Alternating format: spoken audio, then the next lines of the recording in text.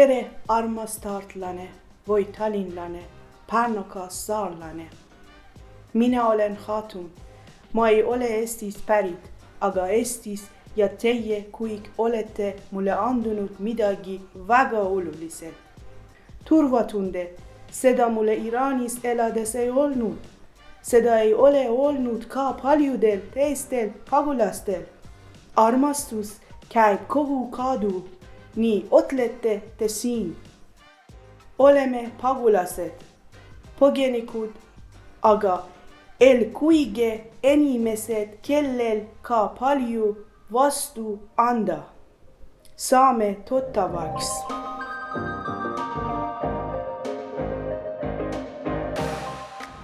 Tere, palun proovige Iraani toidu. Täna meil on üritus, saame tuttavaks.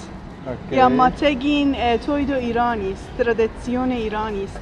Ma tahaks seda soolas proovida, millega sul see on? See on sambuse ja kartuli ja paprika. Ja.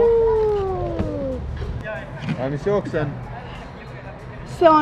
See on chia semnet. Chia semnetega. Ja kurkiga ja mentiga ja sidruniga. Okay. Kuidas sinu nimi on?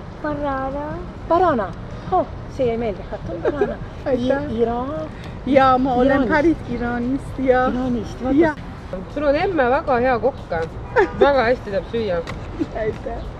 Vaata, et sa kõik nipid ära õpid. Kuidas oleks Iraani keeles? Aitäh.